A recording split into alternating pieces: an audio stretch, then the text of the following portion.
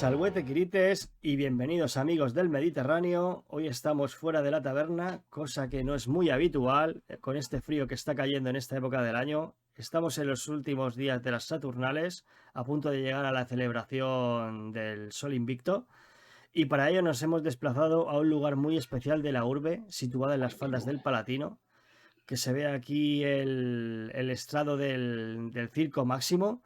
Y es un lugar especial porque aquí cuenta la leyenda que la loba Luperca amamantó a los gemelos Rómulo y Remo.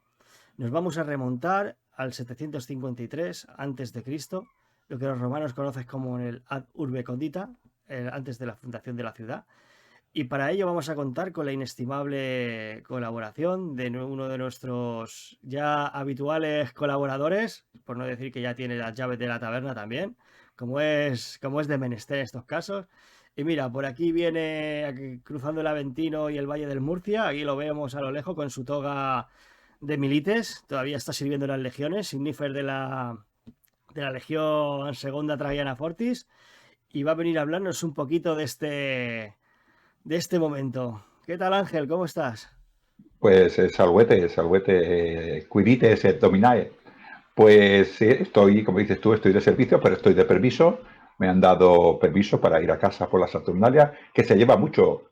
Es como un producto anacrónico que se inventará de aquí a unos años, que es como el turrón, que vuelve a casa, ¿no? Por Saturnalia. Pues esto es lo que hago yo. He vuelto a casa por Saturnalia, ¿no? Este lugar que has escogido, Castor, que está cerca de tu taberna, quieras que no, porque está aquí en esta colina suroeste del Palatino, la gruta Rupercales, ¿no?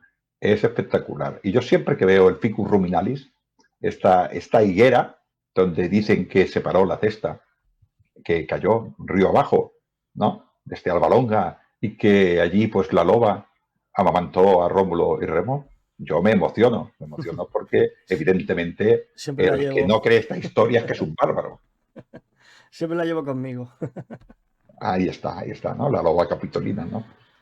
Es un lugar mágico y especial donde los romanos, desde muy arcaico, dicen que viene precisamente de esta época. Dicen también que puede ser que se deba en honor a Fauno. Hacían las fiestas de las Lupercales, que nos falta mucho para las fiestas de las Lupercales. Un par de meses no llega, en la que mataban a la cabra, en la que el que mataba a la cabra cogía a los hombres, a los Lupercales, que eran jóvenes, hermosos, patricios, pero de estos, dijéramos, Adonis, eran hombres hermosos que iban desnudos. El que mataba a la cabra con un cuchillo, cogía el cuchillo, le tocaba la frente, luego limpiaba ese cuchillo con lana y leche de oveja, y luego estos jóvenes iban bailando con las tiras de la cabra sacrificada, dándole a las mujeres en las manos y en las espaldas para que se quedaran embarazadas, para que se quedaran en cinta. Estas mujeres iban a esta fiesta, que era en esta zona del Foro Boario, para demostrar a todo el mundo que ellas querían colaborar con Roma, generando hijos. Esta cueva, además de toda esta importancia que tenía cada año, tiene esta importancia precisamente que nos dice que es el origen de Roma, donde Faustulo descubrió cómo una loba amamantaba a Rómulo y a Remo, y esto solamente puede ser, Castor, voluntad de los dioses. Por supuesto, que una loba amamantase a dos bebés y no les atacara ya es una señal del destino manifiesto de que estos chicos llegarían muy lejos. Pero bueno, llegaría sobre todo uno de ellos, porque el otro se quedó en el camino. Murió en extrañas circunstancias, ¿no? Sí, puede ser que un hermano no participase un poco de esto. Bueno, yo he oído varias versiones. A mí me gusta mucho la versión de Ovidio, que dice que lo mató el jefe de su guardia, en Fastos, lo explica en Fastos, que dice que fue Keller, que se diría en romano, el que lo mató, obedeciendo evidentemente una orden de su hermano, que estaba describiendo el Pomerium, la parte sagrada, la parte dedicada a los dioses, y en la cual no podía haber, evidentemente, hierro, no podía haber armas. Y nuestro amigo Remo se burló de ello, y obedeciendo lo mató. Otro dice que fue el propio hermano. Evidentemente, si lo que hizo Remo fue saltar esa muralla que definía el Pomerium con armas, no tenía más que matarlo. Era su obligación. Claro, hay que ser piadoso con los dioses, a pesar de que eso te lleve a un enfrentamiento directo con tu propio hermano. Pero bueno, también habría algún antecedente, ¿no? Sobre todo cuando estamos hablando de la fundación de la ciudad, ¿vale? El mito este que cuenta de cuando fueron a fundar Roma, ¿no? Que Remo se fue al Aventino y vio a 6 buitres. Eran buitres, no, no eran cuervos. Sí, sí, Buitres el eran. saxo, a la roca del saxo que le llaman, sí, sí, vio 6 buitres. Y por el contrario, Rómulo pues vio 12, ¿no? El doble. Que era una señal manifiesta de que se tendría que fundar la ciudad en el Palatino. Que no lo he mencionado, que Rómulo estaba en el Palatino cuando vio los 12 buitres sobrevolando la colina. Pero vamos, el que ha estado en Roma lo ve, el Palatino y el Palatino y el Esquilinio, iba a decir. Y el Aventino les separa un pequeño valle donde se construirá posteriormente el Circo Máximo, ahora las carreras de carros. Pues discreparon en eso, claro. Según Remo, pues los buitres, él los había visto antes esas aves, pero Rómulo decía que él había visto más aves. Y a pesar de que la ciudad se fundó en nuestro querido Palatino, Remo nunca estuvo de acuerdo con la decisión y ahí viene un poco el insulto a las murallas que se estaban levantando en ese momento. Sí, como esa burla de qué vas a defender con esto, ¿no? También quizás podríamos decir ahora a nuestros oyentes que todo esto es prácticamente el mito, que tenemos a Tito Livio, que nos explica, bueno, las cosas, que fue lo que más influenció en Roma, y tenemos a Dionisio Halicarnaso, que también nos cuenta esta historia. No coinciden siempre las historias. Luego tenemos otros autores que nos explican la historia, pero siempre con una pequeña variación. Pero esto estamos hablando prácticamente de mito, aunque nosotros lo hablemos muy en serio, aunque somos de la broma, pero esto entendamos que es mito, ¿no? Porque a veces voy a dar un disgusto a nuestros oyentes. Probablemente Rómulo no existió. Puede que sean varias personas, puede que no haya sido ninguna. Puede que sí que haya sido Rómulo, pero no exactamente el Rómulo de la leyenda. Seguramente haya tenido otro nombre, porque Rómulo es un nombre bastante sospechoso. Sería la traducción como el señor Roma, Mr. Roma. ¿Sabes? Y claro, el fundador de Roma, pues con ese nombre, pues parece muy apropiado, ¿no? De ahí que se sospeche pues, que sea un mito. Pero bueno, al final los mitos, bajo mi humilde opinión, suelen ser reflejo de un acontecimiento y la tradición oral pues lo suele distorsionar. Y cuando se consigue escribir, ¿no? Que se consigue, llegamos a la tradición escrita, pues ya llega la última versión, ¿no? De forma de tantos años de abuelos Sí. contándoselo a sus nietos, ¿no? La historia, ¿no? Era un hombre, después ya no era un hombre, era el hijo del hijo de un dios, ya no era el hijo de un dios, ya directamente era el hijo del dios. Y poco a poco al final eso pues, se va deformando pues hasta llegar a otra forma. Perdona. A ver, no me blasfeme, no, porque Júpiter es mucho de rayos y le da igual lanzarte un rayo. O sea, cuidado con estas cosas. Rómulo es hijo de Marte y de Rea Silvia. Ya está. No le demos más vueltas. Esto es así porque lo dice el mito. Y si lo dice el mito, que será verdad, ¿no? Bueno, Bueno, a ver. a pesar de que los romanos no eran mucho de mitos, ¿no? No No. tenían esa explicación, todo era más pragmático, ¿no? Bueno, Como marca su aquí, carácter. aquí lo has dicho. Rómulo funda Roma y se convierte en el primer rey. Cuidado. En el primer rey, si leemos a Dionisio de Halicarnaso, nos dice o nos deja ver que Rómulo consulta a su abuelo, a Numitor. Numitor es el rey de Alba Longa. ¿Por qué consulta a su abuelo? Parece ser que las colonias latinas las fundaba Alba Longa. Así que de alguna manera Rómulo consultó a su abuelo para, ¿cómo diría yo?, para que le aconsejara en las estructuras que tenía que hacer Roma para tener éxito. Y una de las cosas que le dice, según Dionisio Halicarnaso, es que elige una forma de gobierno, que le pregunta al pueblo la forma de gobierno de Roma. Evidentemente no es tonto y sabe que van a acabar la monarquía. Pero él dice, Rómulo, el discurso de Dionisio Halicarnaso incluso dice, yo ya con haber fundado la ciudad, ya estoy contentísimo. Mi fama va a llegar hasta el infinito y más allá, les dijo. estoy dispuesto a mandar y a ser mandado. Y escoger vosotros la forma de gobierno. Pero si me dejáis mandar a mí, pues perfecto. Pero claro, el problema de Dionisio es que es griego. Parece una tontería, pero es griego. Entonces, en su discurso nos narra a tu amigo Aristóteles y nos dice que ofrece pues la monarquía entendida como realeza. También dice que ofrece la oligocracia, entendida, bueno, la aristocracia, mejor dicho, la aristocracia entendida como la de los hombres preparados, pero que gobiernan por el bien de los demás. Igual que la monarquía entendida como realeza es ese rey que se sacrifica por el pueblo. Y después dice que también podría hacer lo que es la política, hablando de la política de Aristóteles, que es esta forma de gobierno mixta entre el Senado y el pueblo, que es lo que dice, bueno, Grecia, estamos hablando al final estamos hablando de Atenas, por ejemplo, ¿no? Y dice que ofrece esto, ¿no? Y al final, el gobierno de Roma es una mezcla de las tres. Tenemos una monarquía, que es una realeza, que tiene en cuenta al Senado, que es la aristocracia, los ancianos, y también de alguna manera más residual, también tiene en cuenta al pueblo. Exactamente, pero cuando has mencionado lo de que Dionisio Halicarnaso es griego, o sea, quiero destacar la importancia de eso porque él utiliza términos griegos. Y los términos griegos más apropiados, o sea, que son los que él conoce, son los de monarquía, aristocracia, y el otro creo que era la democracia, pero no entendida como que votaba todo el mundo, ¿no? Sino que el demos tenía un peso mayor, ¿no? Que en otro sistema de gobierno. Eso por un sitio. Y después por el otro, que también me parece interesante mencionarlo, las ciudades-estado griegas del momento, bueno, de este momento ya habían degenerado bastante, ¿no? Y el mundo oriental, que estaba gobernado también por reinos helenísticos, pues habían adoptado esta forma de gobierno pues por evolución, que eso da para otro programa, ¿no?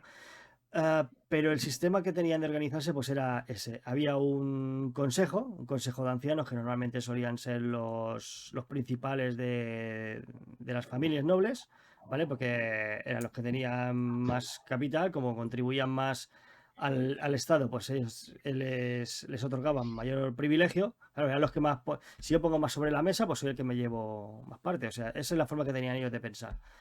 Había una iglesia, un consejo, una asamblea, ¿no? En la que participaban todos los mayores varones de edad, donde expresaban su opinión. Y después había el tercer elemento que era los magistrados, ¿no? En este caso estamos hablando de un rey. Bueno, en Grecia ya no había reyes, era una figura que a principios del milenio se había abolido, estaba desapareciendo. Algunas ciudades las tenían, como los espartanos, las seguían manteniendo. En el caso de una diarquía, mira, qué parecido, ¿no? Como Rómulo y Remo, ¿no? O Rómulo y Tito Tacio, que eso se replica. Incluso otras ciudades, hay ciudades etruscas con diarquías, ¿no? Ciudad de griega con diarquías aparte de Esparta. Y claro, pues esos son los tres elementos fundamentales en los que se basa pues, una sociedad pues, de ascendencia indoeuropea, ¿no?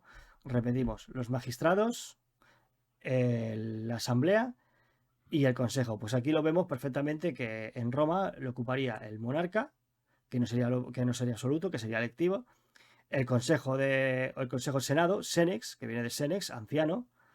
Mira, en Esparta, por ejemplo, serían los gerontes, ¿no? Que sería también anciano. El Senado. O sea, El Senado. el Senado sería exactamente el mismo significado, aunque tuviese diferente composición, ¿no? Y la Iglesia, la Asamblea, como es los comicios, ¿no? Que sería donde se juntaban los ciudadanos en Roma. Pues sería ese paralelismo, ¿no? Sospechoso, por cierto. Claro, eso digo que es muy sospechoso, ¿no? Lo que nos quiere, yo creo que un poquitín lo que nos quiere decir, yo creo que bebe mucho, bueno, mucha de historia de Roma bebe de esta Grecia clásica, ¿no? Primero porque Grecia era una cultura muy potente y segundo porque es que estaban en contacto continuo. O sea, al norte tenemos los etruscos que tenían muchísimo trato con los griegos y al sur tenemos la Magna Grecia, ¿no? Con la Helade, que nos decimos griegos para que nuestros oyentes nos entiendan, pero la zona, lo que nosotros ahora decíamos, la Grecia continental era la Helade, no era Grecia, como lo llamamos nosotros, ¿no? Beben de estos, ¿no? Yo lo que creo que nos quieren decir tanto Tito Livio como Dionisio del Carnaso es que la monarquía que se funda al principio en Roma no es una monarquía absoluta. Es una monarquía que, pudiendo ser absoluta, pudiendo ser una tiranía. Sin embargo, el rey pretende escuchar al pueblo de alguna manera. Evidentemente, a los aristócratas, a los padres de familia que formaban parte del Senado, los escuchaba más que al pueblo, más que a populus, porque el populus realmente era el Senado en Roma. Pero también había estas asambleas que de alguna manera representaban en algo al pueblo. El concepto griego de la isonomía no llegó al pueblo base de Roma. Sí que llegó, dijéramos, a las aristocracias. Pero esta, como diría yo, clase media que tenía Atenas, esto en Roma no se veía así. Si bien parece ser una pseudocopia, una pseudoexplicación por parte de Dionisio, la estructura no es la misma, pero parece bastante copiada, ¿no? El problema es que como utiliza esas palabras griegas, pues al final un poquitín nos lía, ¿no? Pero bueno, tenemos a un rey que ejerce la realeza, que se sacrifica por su pueblo, todo lo que él hace es por el bien de su pueblo, no por el bien propio. Para eso tiene el contrapeso del Senado. No sabemos hasta qué punto, pero lo que sí que sabemos es que el Senado son las clases poderosas de Roma y eran las que proporcionaban el ejército. Estos hombres del ejército que hablaremos un poco más adelante, ¿no? Con lo cual el rey los tiene que tener en cuenta, porque si no, tampoco tiene potencia militar, ¿no? Y un aspecto muy importante que no podemos olvidar en Roma, en cuanto a la elección del rey, es todo tiene que ver con la voluntad de los dioses. Así que los dioses no son, perdón, los reyes no son hereditarios en Roma, no son familiares. Mi hijo, por yo ser rey, no será rey. Exactamente, la monarquía electiva sería algo parecido, salvando las distancias, si permíteme la comparación, con algo parecido con el feudalismo francés, ¿no? De finales del primer milenio de nuestra era, ¿no? En el cual el rey pues tenía sus tierras, era un cabeza de familia destacado y mediante acuerdo con los diferentes nobles pues él podía ejercer su gobierno, ¿no? Digamos que tenía una categoría superior, pero claro, necesitaba estos. Pues esto es algo parecido, ¿no? El rey era un cabeza de familia más, era otro patricio, otro de los patres, ¿no? Fundadores, ¿vale? En el cual, con el consenso del resto de cabezas de familia, de cada gens, la Claudia, la Julia, así que me vengan así a la cabeza, así a bote pronto, ¿no? Los Cornelios, o sea, los más destacados, ¿no? Junios, pues cada uno, pues en su cabeza de... Los que hubiera en aquella época, pues Claro, se ponían de acuerdo y decían, los dioses te han elegido a ti, o nosotros, al pueblo vamos a dedicar a los claro. dioses, o nosotros, eres uno de los nuestros, respétanos. Ellos les preguntaban a los dioses, ¿no? Para saber si la decisión era correcta, ¿no? Pero bueno, es que para contextualizar un poco, ¿no? Vamos a imaginarnos en este momento, ¿no? Que casi las relaciones son tribales, ¿no? Sí, son tribales, o sea, porque cada clan lo gobierna un cabeza de familia, que es el que manda y el que manda en su casa. La ley es la que dicta cada cabeza de familia en su casa. Y tiene su familia directa, hermanos, primos, hijos, sirvientes, esclavos, todos esos forman parte de su casa, ¿no? Su casa directa. Y después hay un rango inferior que serían los clientes, ¿no? Que serían gente que no tiene la ciudadanía, no tiene ningún derecho, pero dependen de esa persona. Pues cada clan, cada gens, en este caso, hablando con propiedad, que es para eso somos romanos, pues cada gens aportaría pues su dote. Y claro, dependiendo del peso de cada gens, pues tendría más peso y el rey tendría que hacerle más caso, o sea, tendría que ser escuchado, tendría que ceder más en sus pretensiones. Cuando se juntan estos, cada cabeza, pues eso formaría pues el Senado, que según la tradición, pues eran 100, ¿no? Los primeros 100 patres, ¿no? Cada uno pues con su familia a cuestas, como hemos dicho, con su parcela de poder y claro, pues estos de algún modo pues se juntarían pues para elegir quién sucedería al rey muerto en el interregnum, ¿no? Y aprobaría pues sus decisiones o como mínimo le aconsejaría a la hora, porque claro, porque son ellos los que ponen el capital, tanto económico como humano, o sea, son los que lo ponen sobre la mesa. Tiene que convencerlos para que las empresas del rey se lleven a cabo, porque son ellos los que corren el riesgo. Claro, el rey no deja de ser un padre de la patria, Primus inter quizás, pares. sí, quizás eso, un poco más poderoso, pero que necesitaba en estos primeros tiempos el consenso de los demás. Más adelante, no hablaremos en este programa, ¿no? Pero cuando entra la monarquía etrusca, este equilibrio se rompe y así le va a los etruscos luego. Con lo cual hay que irse. Pero yo creo que en esta época, si es cierto lo que nos dice los historiadores, sí que parece ser que el rey buscaba este equilibrio, pero aunque Roma fuera un poco particular con respecto a otras ciudades, sí que es cierto que en las ciudades de alrededor sí que se intentaba buscar, en Grecia, había muchas formas de gobierno que intentaba buscar este equilibrio de poderes entre el pueblo, el estratego, los arcontes, los magistrados, este contrapoder, ¿no? En la que se tuviera en cuenta, en cuenta al pueblo, a los aristócratas, y si no había un rey, pues sí que había un rey ad por turnos, para que nos entendamos, ¿no? Y esto era bastante común en muchísimas ciudades, ¿no? En esta época, Alba Longa parece que tenía rey, pero poco después dejó de tener rey y tuvo otro tipo de gobierno, ¿no? Con lo cual, era una época en la cual había diferentes tipos de gobiernos, pero todas las ciudades ya buscaban que el poder del rey no fuera absoluto del todo. Sí, parece que como que se encontraban incómodos, ¿no? En esa situación. Fue un sistema de gobierno que paulatinamente, ya desde finales del segundo milenio, principios del primer milenio antes de nuestra era, ya fue desapareciendo gradualmente. Unas ciudades lo perdieron antes, otras después. Creo que Atenas, a grosso modo, así, a bote pronto, sería a razón del 1080, sería su... No me acuerdo la fecha exacta, ¿no? Pero sería más o menos sobre el 1080 tuvo su último rey y entró el arcontado, ¿no? Que era una serie de magistrados que serían vitalicios, después ya no serían vitalicios, serían limitados en el tiempo, etcétera, etcétera. Y cuando se jubilaran, pues se iban al Areópago, que era el tribunal donde se reunían los arcontes y ahí podían seguir teniendo su pequeña cuota de poder, ¿no? Al fin y al cabo, pues se buscaba el equilibrio, ¿no? Entre esas cabezas, entre esos poderes.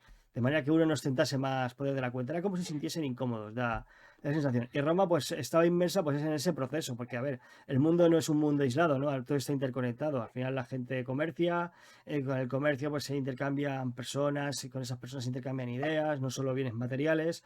Y claro, y era la tendencia del mundo, ya desde del mundo mediterráneo en ese momento, y más cuando son, que lo mencioné antes de puntillas, que eran de origen indoeuropeo todos ellos, o sea, tienen un origen común. Por tanto, tienen una manera primigenia de pensar, ¿no? Aunque cada uno por disparidad geográfica y tal fue evolucionando en diferentes caminos, ¿no? O diferentes idiomas, diferentes, pero básicamente la base étnica era la misma, ¿no? Y por eso Sí, ahí puede haber tantas coincidencias.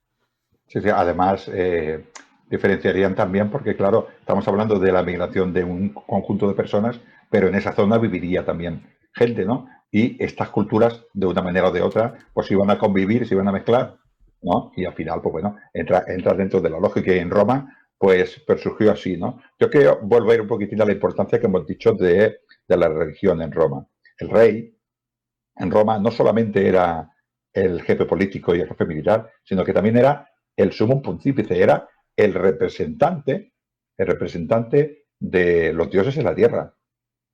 Y además era el que tenía el poder de los augurios. Por eso no se heredaba de padre a hijo, sino que en teoría, todo esto es teoría, buscaban a un hombre que tuviera esta relación con los dioses y que estuviera bien mirado por los dioses, un hombre con unas ciertas características. Esto es lo que nos dice el mito. Cuando dice el mito siempre es lo mismo, ¿no? Con lo cual, la importancia religiosa en la elección del rey de Roma es muy importante, o al menos eso no quiere decir las fuentes. Tanto es así que lo has nombrado en este interregno, este auspicio no se perdía.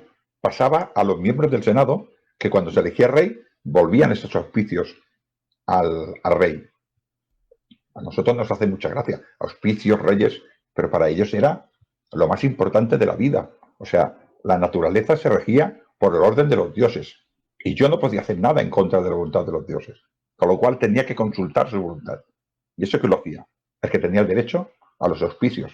Así que está por encima, yo creo, por encima de la autoridad política y de la autoridad judicial y militar del rey. Exactamente, sí, más que un representante de los dioses de la tierra sería el que transmitía su voluntad y el que les preguntaba, era como el intermediario, ¿no? Les preguntaba a los dioses, transmitía lo que estos le contestaban y a la par hacía cumplir lo que estos le habían revelado. Ese sería su papel principal en la sociedad religiosamente hablando. Con lo cual, el rey tenía esta misión, el Senado, que hemos hablado mucho de él, pues tenía este consejo, el concilium, o sea, el rey pues tenía que consultar a estos hombres. El mito nos dice porque eran sabios, yo te diría, Castor, que es porque eran los que tenían el ejército y el dinero. Bueno, el dinero no había en esa época, pero los que tenían la riqueza, Sí, los medios. los Los- medios para las guerras, ¿no?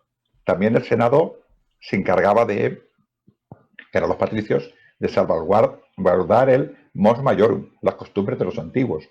Porque las cosas había que hacerlas de una manera, porque ese era el orden natural de las cosas. Entonces, si los antiguos lo hacían de una manera y nos iba bien, pues había que hacerlo así. En el momento que nos lo hiciéramos así, igual ya no nos sale bien. Entonces, el Senado ya estaba también allí. Y también era la que se encargaba de tutelar a las curias. En este momento eran las asambleas curiadas. Bueno, curias, de las gens, de las 30 curias que había, las tribus y tal, ¿no? Con lo cual el Senado tenía esta importancia. Y luego también la elección del rey. Cuando moría un rey, rey puesto, rey muerto. Mira, has mencionado dos puntos que sería bastante interesante recalcar, que serían primero los patricios. Padres fundadores en este momento, todos los romanos son patricios. Aún no había plebeyos que estaban por llegar. Serían los que emigrarían a la ciudad o que serían libertos posteriormente, etcétera, etcétera. Y después también has mencionado lo de las curias, ¿no? Como la composición de esto sería también importante, ¿no? Que serían tres tribus, ¿vale? Los Rame, los Tites y los Lúqueres, ¿vale? Se sospecha que cada uno era una etnia diferente, uno de proveniencia latina, otra sabina y otra etrusca. No está demostrado, pero todo apunta en esa dirección, aunque sospechosamente también eran tres, ¿no? Como en otras, como en Atenas el periodo, en Esparta el periodo también eran tres. El 3 es el número mágico, es este del principio, medio, Y final. final. Nacimiento, vida, muerte. Siempre es lo mismo. Sí, y después cada una de estas tribus, ¿vale? Pues se subdividía, ¿no? En 10 curias de 100 hombres cada una. Que de ahí pues se establecían las asambleas y se establecía también el reparto militar, pudiendo llegar a alcanzar la friolera cifra de 3.000 hombres preparados pues, para defender la ciudad o para atacar en caso de que sea necesario, ¿no? Y esta sería un poco pues la división de la sociedad romana en ese momento, ¿no? La organización que tenían, tanto política como militar. Claro, yo creo, es una interpretación mía, ¿no? De lo que he leído de Tito y de Dionisio, y de lo que un poquitín aplicando el sentido común, el mío, a otras personas igual, ¿no? Es que yo creo que las curias eran bastante autónomas en el sentido de que las gens eran familias muy extensas, ¿no? De clientes. Estamos hablando que los plebeyos vienen un poco después. Y estas eran bastante autónomas también. Quiero decir que el pater de familia también era el juez de su propia familia, también era el padre religioso de esa propia familia, con lo cual era el que dictaba, para que nos entendamos, las propias leyes cuando se producía un delito dentro de esta familia, no intervenía el rey, intervenía este padre de la guerra. No quiero decir que estas unidades, estas curias, eran bastante autónomas. ¿Por qué se unieron? Pues por necesidad, porque tenían intereses comunes y porque probablemente las tierras del Lacio, que eran tan ricas y tan buenas, pues eran apetecibles por muchos enemigos, ¿no? Entonces, por resiliencia, por fuerza, pues se unirían. Y para esta reacción rápida surgió la necesidad, al menos en Roma, de escoger a un rey que tuviera en cuenta estas élites, pero que fuera de acción rápida. Exactamente, al final mismos enemigos pues hacen amigos, ¿no? Como suele decir el dicho. Claro, claro. Sí, sí. Luego tenemos el papel que hemos dicho de las curias. ¿Qué podríamos elegir? Estamos hablando de las curias con una monarquía. Dices, ¿qué van a votar? Aceptar las leyes que diga el rey, el Senado y se ha acabado, ¿no? Bueno, yo creo que dos cosas muy importantes que elegiría, bueno, tres cosas importantes. Yo creo que estos hombres se reunirían para, para cosas que tuvieran que ver con la religión, porque era muy importante hacer las cosas bien delante de los dioses. Entonces, estas curias, estos comicios, cuando se reunían para hablar de la religión, se llamaban Galata, pero eran los mismos comicios, era bastante importante. ¿Qué sucedía, por ejemplo, si en una batalla moría el, el, el, el padre de familia y su heredero? Tenemos una gens que no existe, que ha muerto, que desaparece. Pero nosotros tenemos esa gente. Entonces, de alguna manera, esa punta de la pirámide tiene que ser ocupada. Entonces, elegirían esas curias, elegirían a un nuevo líder de estas familias. Una adopción, pero arriba. ¿Y quién sería? Pues otro de otra curia, con lo cual eso sería una decisión bastante importante, ¿no? En esta decisión también podría pasar, por ejemplo, que un padre de familia perdiera a su hijo en batalla, el heredero, y ya no pudiera procrear. Pues una adopción, eso también tendría que aprobarlo la curia. Esta adopción tenía dos partes. Primera, que el padre original del niño tenía que renunciar al niño y el nuevo padre adquirirlo, pero el niño, como hemos dicho que cada padre de familia era el líder religioso, cada padre de familia tenía una religión. Y al cambiar de familia, tenía que cambiar de religión. Con lo cual, que tenía que honrar a sus dioses anteriores, diciendo que renunciaba a ellos y adquirir a los nuevos. Parece poca cosa, pero para ellos era muy importante. Y esto lo tenía que aprobar el comicio, ¿no? O sea, tenía que ser aprobado por esta asamblea. Es una pregunta. O sea, tenía que pasar por ahí. Claro, O eran sumisiones. Tenía que pasar por ahí, sí, claro. Y esta gente se reunía, ¿no? Delante de la residencia real, ¿no? ¿Dónde estaba Estos en situado? principio se reunían, con Rómulo no. Con Rómulo no, porque no existía ni la regia, pero luego cuando existió la regia, pues sí que se reunían allí, dicen que estaban en el mismo foro, en lo que después fue el foro, que no existía foro tampoco, ¿no? Parece ser. Claro, esto es muy complicado, Castor, donde se reunían. Claro, me imagino pues donde hubiese espacio, pues ahí se juntaría la asamblea, ya está, es un principio básico. Claro, es que en este momento el foro romano es un valle con un riachuelo, ¿no? Que se empantana cada vez que el río crece más de la cuenta y se lo lleva todo puesto. Digamos que es el lugar pues, más cercano, el punto intermedio donde les iba bien reunirse a los quirites, ¿no? Claro, yo creo que sí. Creo, ¿eh? No lo sabemos, porque todo esto, como ya lo sabes, nos lo dicen muchísimo tiempo después. Y Tito Livio no dice nada, dice que es así. Y Dionisio de Caldaso dice que ha consultado fuentes primarias, ya me explicarás, en el siglo I, antes de Cristo creo que es, y no sé qué fuentes primarias quedarían, pero tú créetelo, ¿no? Bueno, tenemos esta estructura de rey, que, como hemos dicho, no es hereditaria, tiene que consultar a los auspicios, mucho me temo yo, que estaban muy de acuerdo con lo que quería el Senado. Esto es una cosa que creo yo.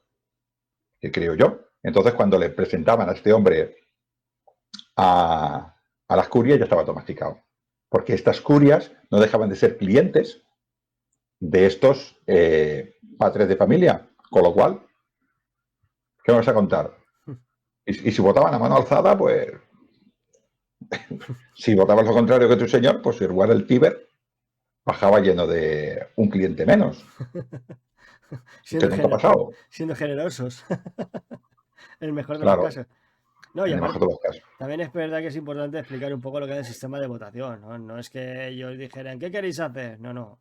Como bien has dicho, eso estaba masticado, eso se presentaba a la asamblea, en este caso la comitia curiata, ¿no? Y decían, ¿queréis ir a la guerra contra este pueblo que nos ha ofendido? ¿Sí o no? Y al final, pues mayor número que votaba sí o no, como he dicho, a ver, que eso ya estaba ya preparado de antemano, ¿no? O había una tendencia, como mínimo, pues era simplemente sí o no. No es que ellos deliberaran, no es que ellos discutieran, simplemente ya se presentaban, ¿no? Ya estaba todo deliberado, que para eso estaba el Senado, que se habían tirado por sus horas y sus días de deliberaciones poniendo pros y contras, y nada, ya estaba todo hecho, pues los que tenían que sufrir las consecuencias de esas decisiones, pues se pronunciarían pues simplemente con pues aprobaban o denegaban, ¿no? Sí, sí. Bueno, más o menos hemos definido, llevamos un rato hablando y todavía no hemos hablado de los reyes, ¿no? Pero bueno, otra cosa muy curiosa también es lo que sucede con los reyes. Entonces tenemos a Rómulo, que es fundador de Roma y creador de la patria. Dices tú, bueno, eh, me encuentro unas colinas llenas de gente en aldeas y como soy hijo de un dios, pues los uno en una patria que se llama Roma. Pues bien, además soy un gran guerrero, y empiezo ya a conquistar. Y ya empieza a venir gente que ni son clientes ni son patricios. No sé qué son, pero no son clientes ni patricios. Tenemos a Numa Pompilio, que es el segundo, que este se dedica a la religión. Curioso, ¿eh? Uno hace la patria y el otro hace la religión. Tenemos al siguiente, Tulio Hostilio, ya lo dice el nombre Hostilio, que este se dedica a guerrear, a hacer grande Roma. Es bonito, ¿no? Y tenemos a Ancomarco, o Ancomarcio, que se dedica a qué? Pues a construir, y no, él no quería luchar. Dicen las fuentes que no quería luchar, pero que lo obligan los demás. Pues bueno, pues lucha. Y llega, es curioso, otra vez este paralelismo con Atenas, llega hasta el puerto de Ostia. Se extiende hasta Ostia y Atenas se extiende hacia el Pireo, ¿no? Es muy curioso esta similitud, ¿no? Esta salida al mar es muy importante para Roma, ¿no? Es esto de, tenemos un rey que forma la patria, un rey religioso, un rey, dijéramos, belicoso y un rey constructor. Esto es cuadrar, vamos, cuadrar el círculo para que me entiendas. Sí, cada uno tenía una función sospechosamente asignada, ¿no? Cada uno cumplía pues con un rol. Y también hay que tener en cuenta los reinados sorprendentemente largos, ¿no? De estos monarcas, ¿no? Reinados que a lo mejor podían cubrir 40, 50 años de cada uno, cuando la esperanza de vida en aquel tiempo no llegaba a los 30 años, ¿no? 35 es el estándar, ¿no? De todo esto. Sí, es un poco curioso. Y esto lo que nos hace un poco sospechar de que todo eso está cuadrado. Sería como, yo creo que allí existía en Roma algún tipo de sociedad organizada que tuviera algo parecido a reyes. Sí, estos reyes serían, entre comillas, hombres poderosos preparados para al menos intentar defender su territorio. Sí, Roma estaba situada en una situación geográfica, geopolítica, que diríamos ahora, importantísima. Sí, estaba entre la Magna Grecia y Etruria. Eran dos civilizaciones muy potentes a nivel de comercio. Y ellos estaban en medio. Y además estaba el Tíber, que había que cruzar. Y por ahí pasaban salinas, que había que negociar. Con lo cual, algo habría allí. Pero 4 reyes sabinos, latinos sabinos y 3 etruscos solo, en 200 y pico de años, no tiene mucho sentido. Sí, los historiadores sospechan de que habría reyes menores entre estos reyes. Seguramente la figura que se atribuye a alguno de estos lo hubiesen ocupado más personas. Eso también es muy plausible, pero bueno, como estamos todavía en la bruma de los tiempos y las fuentes se escribieron como 500 años después de los hechos, pues nunca se ha revelado, ¿no? No, no, Tendremos no. que tirar con esa base, ¿no? De que básicamente que Roma en un origen se organizó de esta manera y cada uno de ellos pues les tocó cumplir un rol. Bueno, si hablamos del mito, tenemos a nuestro primer rey. Hay una frase que me gusta mucho de Propercio, que es un historiador, que nos dice cómo esto lo hacen tanto Tito Livio, perdón, Tito Livio como Dionisio, que es para decir de esta humildad de Roma, de estos pastores, de esta gente que cuidaba cabras, de esta gente que cultivaba trigo, nació la ciudad más grande del mundo, ¿no? Y para decirnos esto, Propercio nos dice: hombres vestidos de pieles, hombres de corazón rústico, 100 de entre ellos, en un prado, eran muchas veces todo el Senado. Se les atribuyen unos orígenes muy humildes. Y a Rómulo formando una patria. Esa sería la seña de identidad que perseguiría, ¿no? El romano de bien, ¿no? Siempre anclado en las tradiciones, ¿no? Viviendo del mundo rústico, viviendo del pagus. Esas serían las virtudes.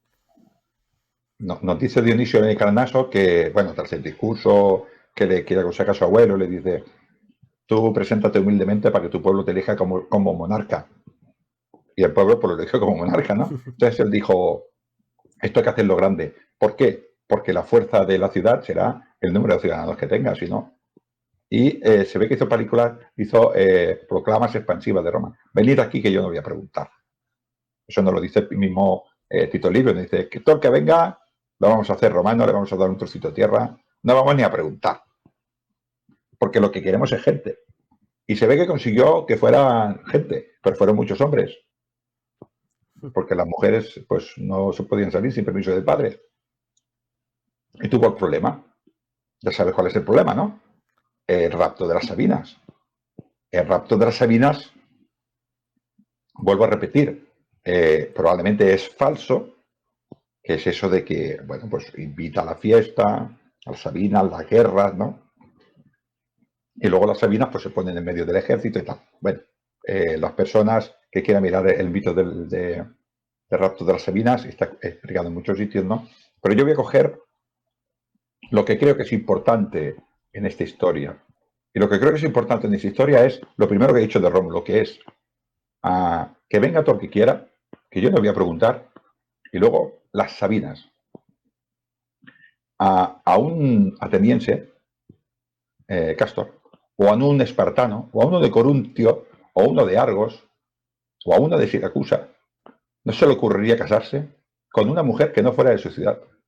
Vamos, ni se le pasaba por la cabeza, porque su hijo no tendría la sangre pura, no sería de Siracusa, no sería ateniense, no sería espartano o no sería de Argos. Sin embargo, las fuentes nos dicen aquí que Roma no tuvo ningún problema en raptar a las de Caenina, Antemnates, Crustumerio y sobre todo Sabinas. Dice Dionisio de Carnaso, creo que dice que fueron 683 mujeres. Tito Livio dice que fueron 30.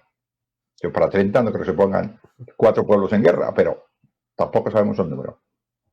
Estas mujeres pasaron, evidentemente, no vamos a decirlo mal, pero pasaron a ser esposas de, sin ellas querer, esposa de los romanos y tuvieron hijos.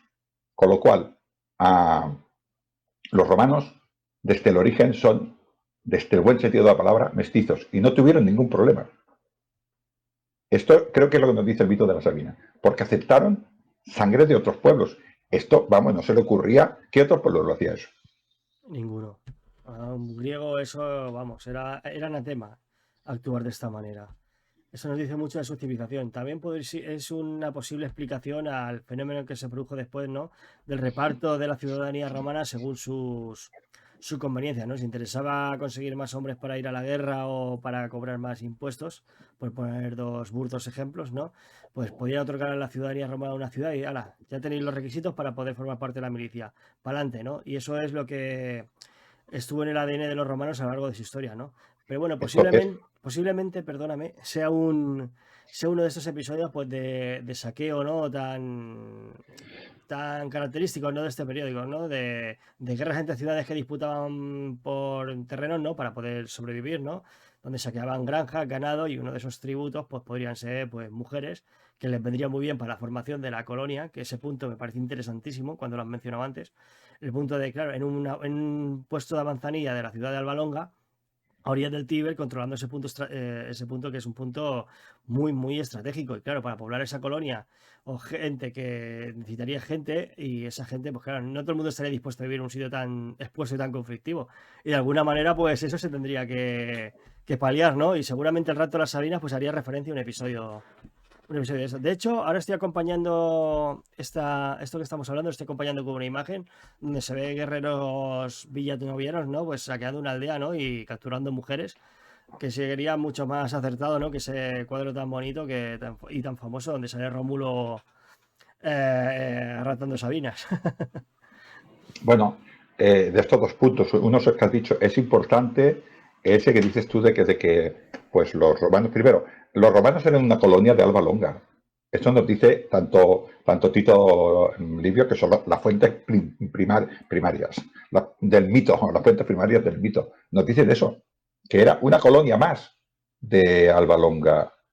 La última, y además que se comió a todas las demás. Pero bueno, en principio, la decimotercera creo que es de colonia de Roma. Con lo cual, no deja de ser más que una colonia al estilo helénico, una colonia que tiene autonomía, le debe cariño a la metrópoli, le debe pues similitud en cuanto a su estatus social, su organización social, su religión, todo esto sí, pero autónoma, como todas las colonias de todas estas, ¿no?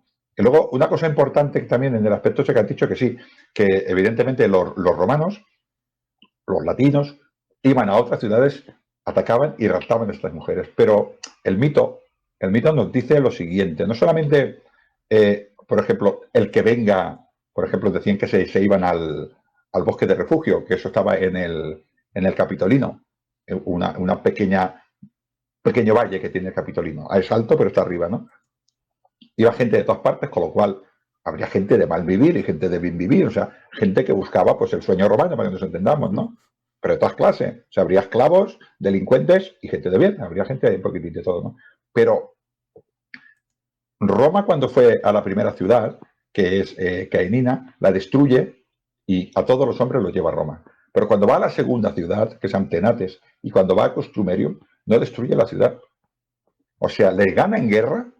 Esto es una cosa. O sea, yo te gano en guerra, tú te rindes y tú eres mi esclavo. No, no, no, no, no, no. Tú te quedas en tu ciudad, tú sigues gestionando tus tierras. Las élites sí que vienen a Roma, los hombres de bien vienen a Roma, con la condición de que me sirváis en el ejército. Esto también es único y también nos lo deja ver esta historia probablemente, bueno, que te lo explica de esta manera porque los mitos, las leyendas suelen tener siempre algo detrás, ¿no? Exactamente, yo como tal lo entiendo, como tal lo entiendo así. Una cosa también bonita que podríamos hablar es del nombre de Roma. Guapetón. ¿De dónde viene el nombre de Roma? Buf, Unos dicen que viene pues de Roma, Rómulo. Mola mucho, ¿no? Otros dicen que viene de Ítalo, de ahí viene el nombre de Italia, de las tribus originales, y de una muchacha que tuvieron un hijo que se llamaba Roma. Hay una muy bonita que es la de la mujer del pueblo de Eneas, esa mujer que dijo de quemar las naves, que le llamaban Roma. Entonces, pues dice que Eneas, pues de alguna manera fundó Roma por esto, ¿no? Hay muchas versiones sobre Roma. Yo creo, me inclino por la versión de que Roma es de Rumón, que es como se llamaba el río Tíber para los etruscos. o sea, los romanos serían los habitantes del lado del río, Sí. mal traducido.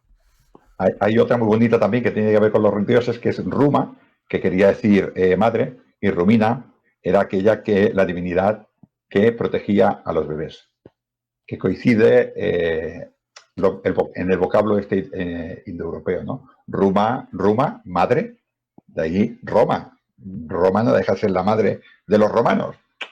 Todas estas cosas, pero yo creo que como Roma, para mí, justamente nace cuando acabemos este programa, que es cuando empiezan los reyes etruscos, Roma es etrusca, pues es normal que dijeran la ciudad del Tíber. Entonces, sí, es cuando ella coge ya digamos, unas instituciones propias de una ciudad-estado, ¿no?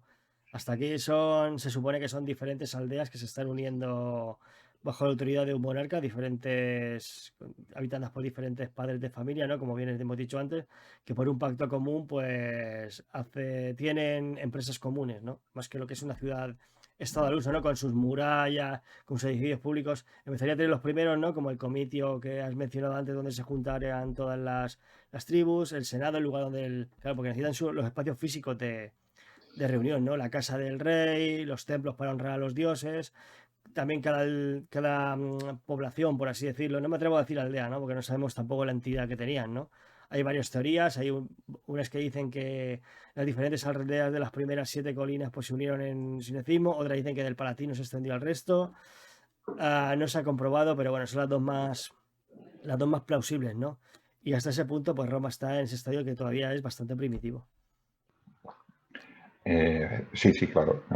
Rómulo dice el mito que pelea, porque es un hombre que pelea, consigue vencer a las Sabinas. De esta guerra con las Sabinas aparece un rey que nunca se cuenta, que es Tito Tacio, que es el rey sabino de la ciudad de Cures, solo de Cures, porque los sabinos también vivieron en ciudades independientes, y está durante 10 años, casualidad, hay un virreinado en Roma, y a los 3 años muere Tito Tacio.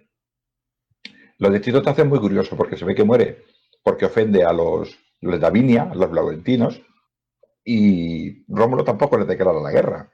O sea, a ver, Escucha, que te voy a explicar, Castro. Vivo con un rey, que además es mi suegro, para que nos entendamos. Lo matan y yo no le declaro la guerra a los otros. Es un tema curiosito, ¿eh? Sospechosamente conveniente. Sí, sí. Peleó con Fidenas, es una ciudad muy cercana a Roma, y con Belles, y firmaron una paz eterna. ¿Sabes estas paces eternas que duran poco? Pues esta es una Pues de esto fue lo ellas. que pasó. Sí. En Grecia también pasa mucho esto, ¿eh?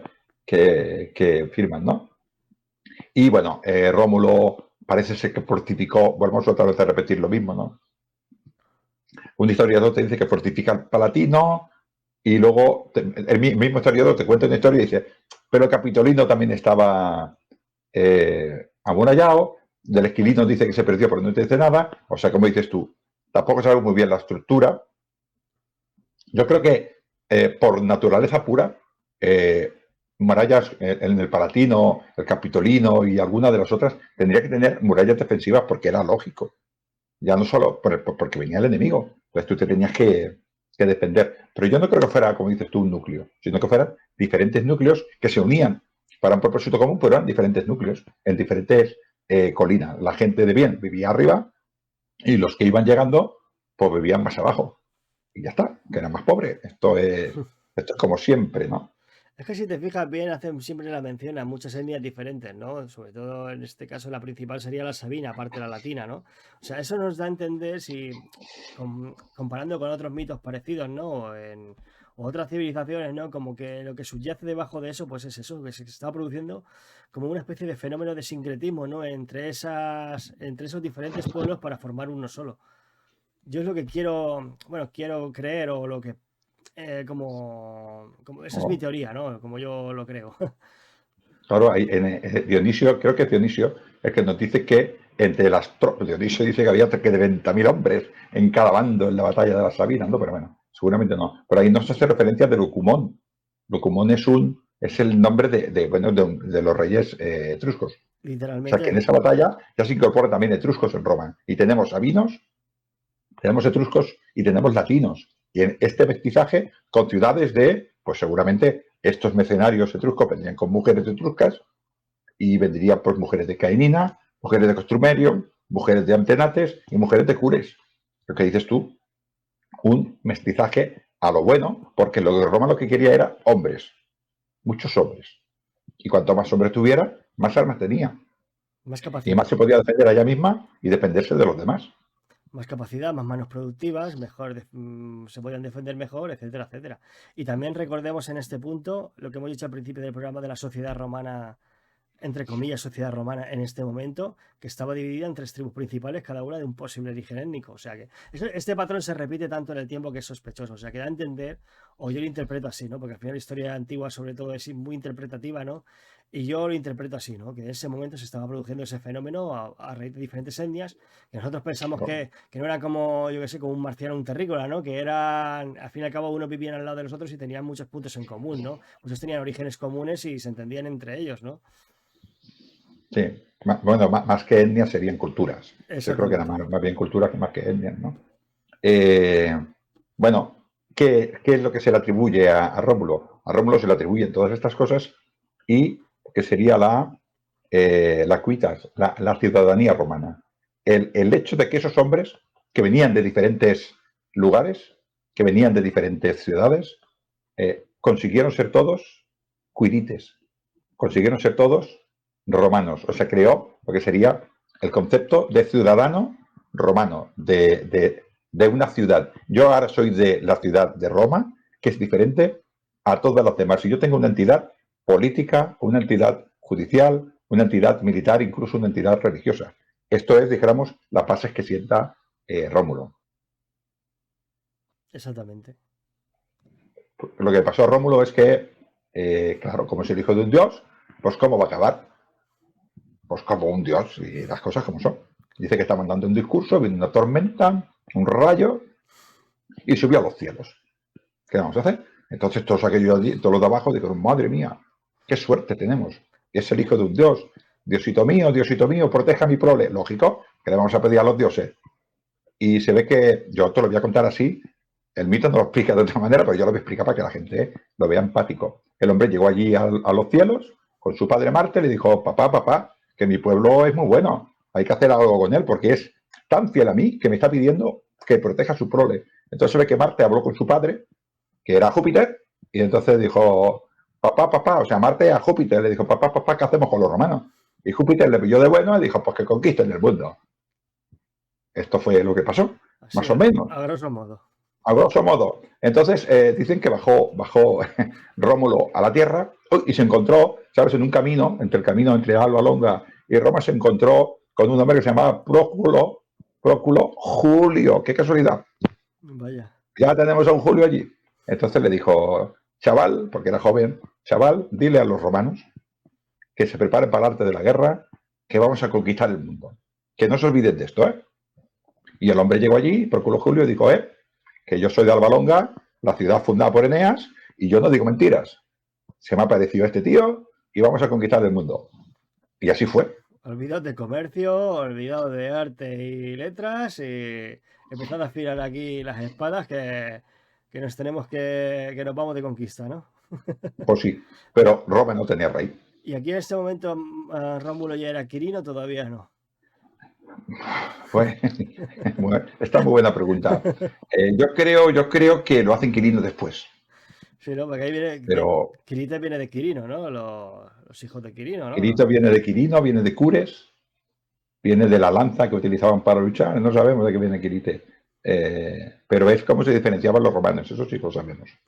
Para no decir, yo soy de origen sabino, yo soy de origen de Crustumerium, yo soy de origen etrusco, todo aquel que participó en un primer momento, en esta Roma, en este Rómulo, que eran los patres patriae, unos eran de origen, pero otros se fueron incorporando, todos eran quirites. Y el quirino, claro, eso solo estaría. Y la opción menos mitológica, ¿cómo podría haber acabado este padre de la patria? Bueno, pues el Senado lo mató y quería poner a otro. Ya está. Esto es lo más lógico, ¿no? Lo mataron, lo tiraron al río porque creo que estaba en el campo de Marte. Se cayó al río y dice, ¿qué ha pasado? Se lo han llevado los dioses, ¿qué quieren decir? Hombre, el reinado de este hombre está durando ya demasiado, mucha guerra aquí, vamos a traer a otro perfil, un perfil un poco más pacificador. Claro, además este perfil es muy curioso porque primero es Numa Pompilio, es el siguiente rey, pero estuvo un año en Roma sin rey. ¿Por qué? Porque nos deja ver Dionisio de Carnaso que básicamente había dos senadores que venían de la ciudad de Cures y senadores que eran de Roma, y cada uno quería poner al suyo y no se ponían de acuerdo. Yo quiero que sea un latino y los de Cures decían, nosotros somos un pueblo fuerte y los otros, porque vosotros sois recién llegados, ¿no? Sí que había mestizaje, pero se ve que la clase esto... Y no se ponían de acuerdo. Incluso Dionisio de Alicandaso nos dice que el Senado ya está harto de no ponerse, bajó al pueblo y le dijo, oye, elegir vosotros a un rey, mientras sea uno de los nuestros, no hay ningún problema. Y el pueblo le dijo, a ver, chavales, vosotros sabréis, a mí no me dejes con todo, a mí no... Yo soy el pueblo, esto no me compete a mí. Y al final, pues, se ve que había un hombre que se llama Numa Pompilio, de mucho prestigio, que dicen que aprendió de Pitágoras, aunque Pitágoras todavía parece que no estaba ni por el mundo, pero bueno. Se le había aparecido en sueños el numen de Pitágoras.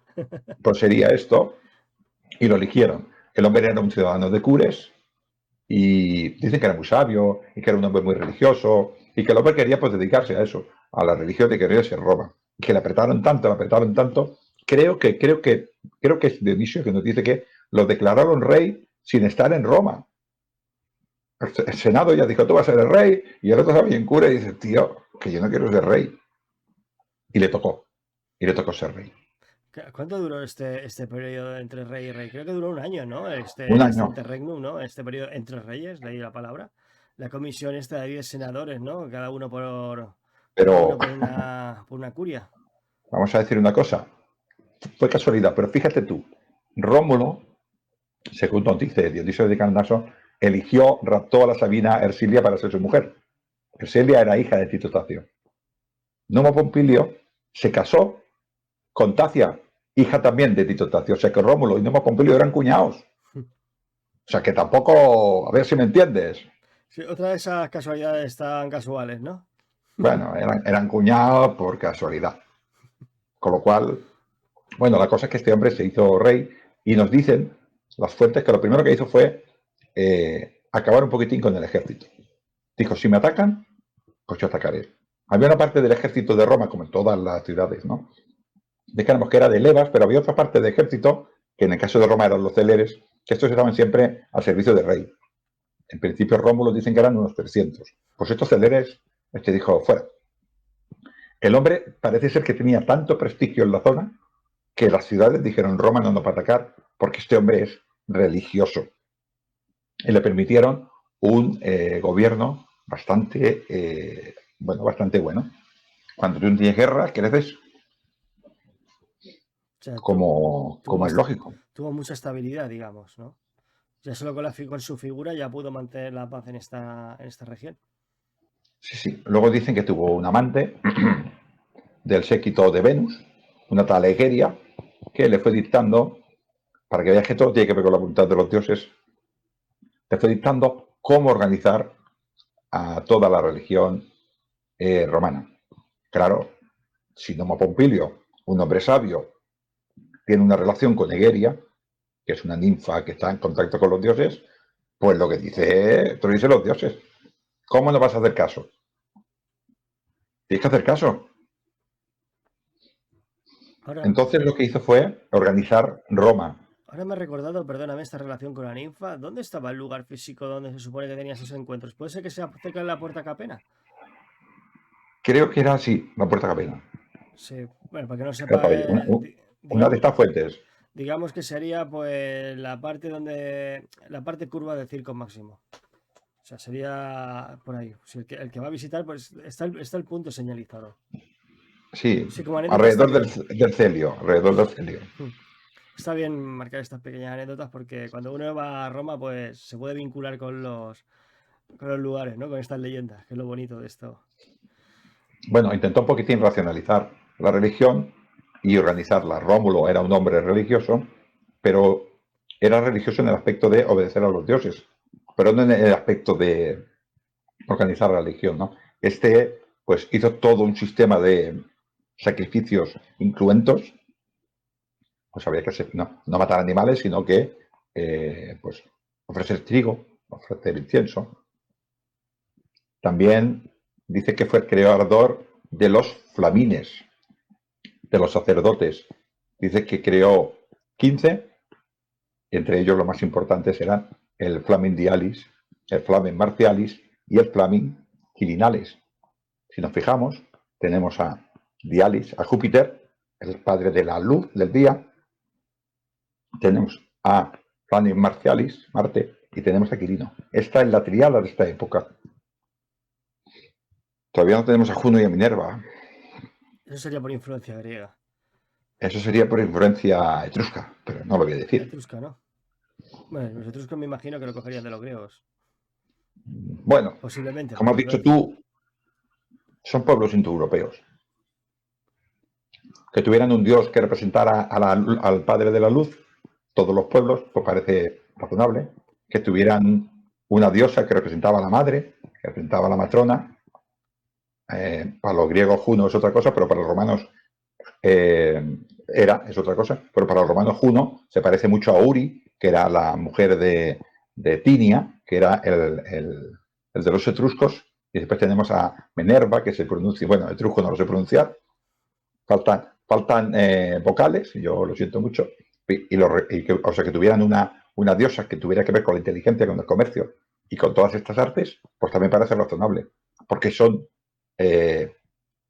como has dicho tú, son indoeuropeos. Y al final están muy cercanos el uno al otro y se tienen que influenciar.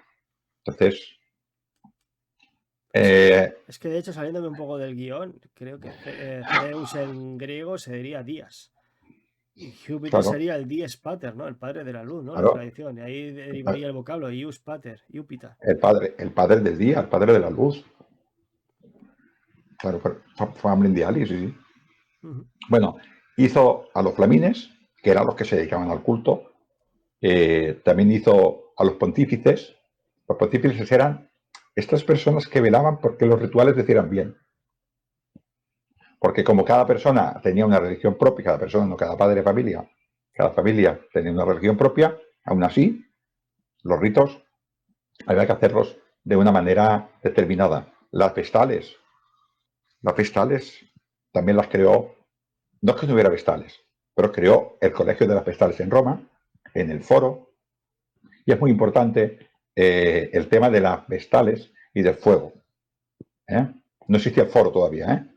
Entendamos que el foro lo crea, creo, lo voy a decir de memoria, que es Tarquinio Prisco, el primer rey etrusco. Todavía no existe foro. En algún sitio se reunirían, pero foro como edificio en el cual hay unos edificios públicos, no, esto no existía. Sí, con la creación de la cloaca máxima que desecan ese espacio y después lo pavimentan, ¿no? Para que la gente se pueda sentar ahí. Yo he escuchado una guía que la teoría, una de las teorías más plausibles es una guía italiana que seguramente venga de fuera, ¿no? De fuera de lo que serían las murallas, ¿no? De la ciudad. Es una teoría, no tiene por qué ser así. De hecho, es un espacio donde se han encontrado muchísimos enterramientos y muchísimos vestigios de cabañas, ¿eh? Porque se cree, las cabañas más antiguas que creo que son alrededor del finales del segundo milenio, principios del primer milenio, ese intervalo, ahora no me preguntéis la cultura, eso ya está, está en el campo de la arqueología, no es mi fuerte, ¿no? Pero se cree que en ese periodo surgieron las primeras cabañas en la falda del Palatino, que da el Sí. foro. Y son súper famosos los enterramientos que se encontraron hace relativamente poco, ¿no? El siglo pasado, justo en un costado del templo de Antonino Pío, ¿no? De esta época, o sea que ya estaba habitado, ¿no? Ya era un lugar de enterramiento. El único templo, por ejemplo, que parece ser que fundó, nos dice el mito, que fundó Rómulo fue el templo de Júpiter Feretrio, que era un templo muy pequeñito en el Capitolino, no tiene que ver con el templo de Arciada enorme, o sea que estamos hablando, como dices tú, de unas cosas muy parcas, muy antiguas, muy cabañas, o sea, estamos hablando de... El concepto de las vestales es muy importante porque eh, tenemos a diosas como por ejemplo Venus. Venus es una diosa que es de la feminidad de la mujer, pero de la mujer como provocadora, como mujer, como femenina, ¿no? Tenemos a Juno, que es la matrona, como la mujer está, la matrona romana, la que cuida de sus hijos. A Juno siempre en Roma, a Juno siempre se le representa como la perfecta matrona.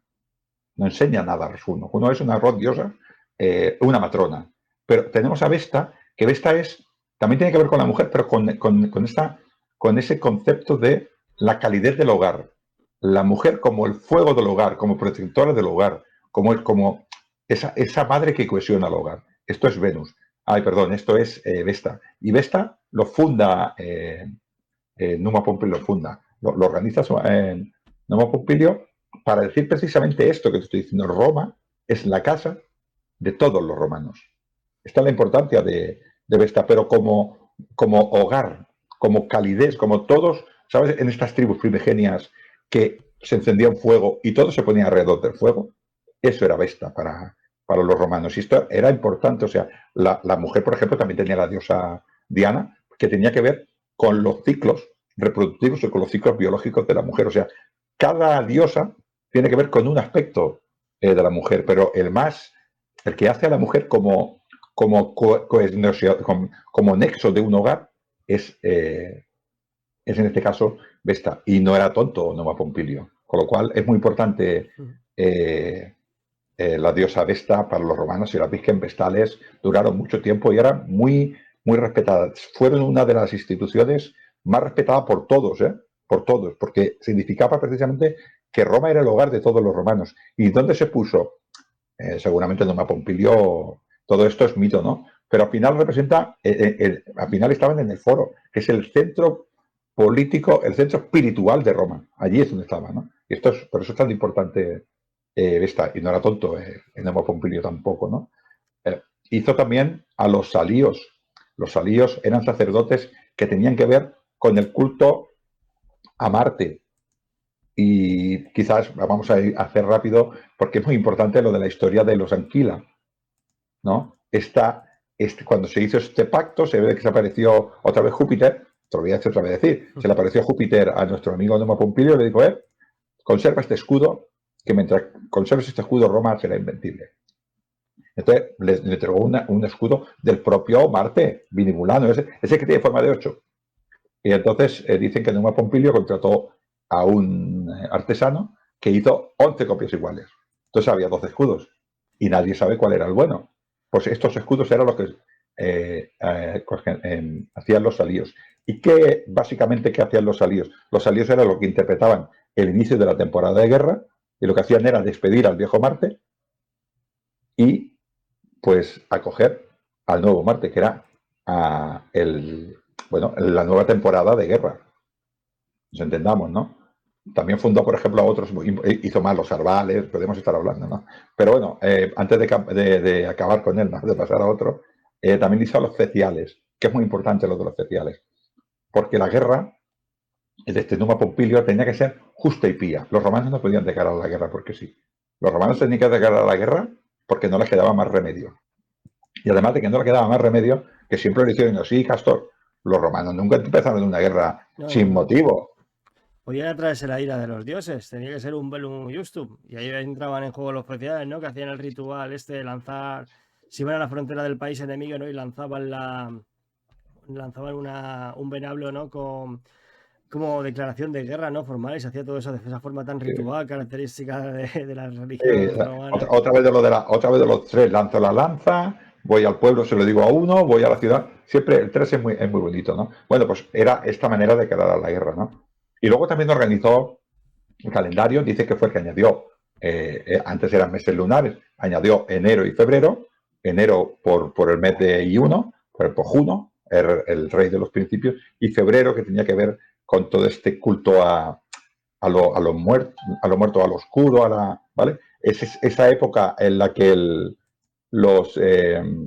la naturaleza está muerta, en febrero, que es cuando, y luego poco a poco, ya llegamos a marzo, y empieza un poquitín más a crecer. Hizo lo de los días fastos y nefastos, los días fastos, el fast quiere decir la justicia con los dioses, o sea, los días que le gustaban a los dioses, y los nefastos eran los días que no le gustaban a los dioses. El fast era la ley de los hombres con los dioses, y el ius era la justicia entre los hombres, ¿no? Para que nos entendamos.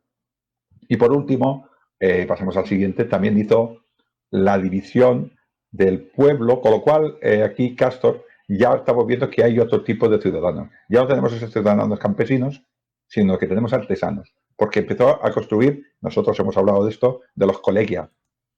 Y este fue la primera vez que se nombran colegias en Roma.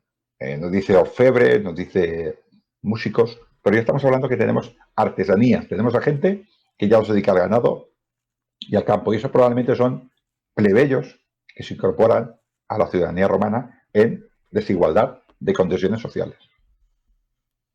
O sea, que sí que hizo cosas este hombre, ¿no? Bueno, más que Sí, crearlas ex novo, yo creo que lo que hizo fue, como bien has dicho, en el organizarla. caso de las vestales, pues sería exactamente institucionalizarlas, ¿no? Darles una institución, una forma, establecer el número y la forma en el cual estas instituciones pues se regirían, ¿no? Eso de que cada ciudad rindiese culto al fuego sagrado, o sea, cada una tenía su sistema, ¿no? Tenía su religión, pero en este caso, pues este señor lo que hizo fue, este rey fue lo que hizo es exactamente eso, darle una forma y un orden. Y, Sí. y después ya nos Bueno, pasamos a un rey ya de un perfil completamente diferente, ¿no? un tal Tulio Hostilio, su nombre lo dice Hostilio. Este Tulio Hostilio es nieto de uno que se llama Ostio Hostilio, que luchó en la batalla de las Sabinas. Con lo cual quiere decir que todos son, este es latino. Parece ser que se eligió a este rey y nos dice que fue un hombre que tenía muchas ansias de expansión. La primera guerra que tuvo seria fue contra Alba Longa, la metrópoli. La metrópoli. Y de ahí viene la leyenda de los Horacios y los Curiacios, que ya he hecho aquí, he hecho en mi programa Lindome en Roma, he hecho 2 episodios de 45 minutos cada uno, hablando sobre esta leyenda, ¿no? Pero bueno, en resumen, para tus oyentes, entre Alba Longa y Roma se producen desencuentros por la primera causa de guerra, el primer casus belli que ocurrió en Roma, no el primer casus belli, no, quiero decir, el más habitual, que era la transhumancia. Roma era una ciudad campesina y Alba Longa también. Y tenía tierras, las tierras no se mueven, pero el ganado sí. Y el ganado no sabe de límites de tierras, el ganado va comiendo. ¿Y qué pasa cuando el ganado va a un lado o va al otro? Pues que los pastores interpretan como quieren. Ya, sí, pues, Y pues una cosa incluso más simple que esa, ¿no? Que te ha entrado tu ganado en mis tierras y se está comiendo mis cosechas. Eso ya crea un conflicto, ahí entra en juego la supervivencia. Hoy en día por 2 lechugas no pasa nada, pero en esa época 2 lechugas podría suponer una familia o un clan, pues la diferencia entre llegar al invierno y no llegar, ¿eh? O sea, es que suena dramático y suena exagerado, pues que era así. sí, Las tierras eran relativamente pequeñas, a lo mejor Roma tenía un diámetro de 15-20 kilómetros, no tendría más, ¿eh? no, no, no. Siendo generosos, ¿eh? Sí, sí, pues bueno, hacia el sur de Roma están los Montes Albanos y no sabemos dónde, pues allí estaría Alba Longa, bastante cerca de Roma, ¿eh? Bueno, pues se producen dos encuentros las dos ciudades. Voy a insistir otra vez. Alba Longa era la metrópoli de Roma. La relación entre Roma y Alba Longa era enorme. O sea, quiere decir que había familiares, había primos, había hermanos que estaban en ambas ciudades, porque estamos hablando de una relación muy estrecha. Alba Longa llevaba pues 200 años, como mucho, no llega todavía desde que la fundó, desde que fundó la colonia. Estamos hablando de 3 reyes, ¿verdad que duran mucho estos reyes, ¿no? Y hay este desencuentro. Entonces, bueno, pues lo que pasa, pues hay un lío con embajadas y tal, la cosa que al final pues se declara la guerra y se van a campo de batalla. Y cuando se van a campo de batalla se dan cuenta las dos ciudades que el ejército, los dos ejércitos son prácticamente iguales y que se van a hacer daño. No daño, sino mucho daño.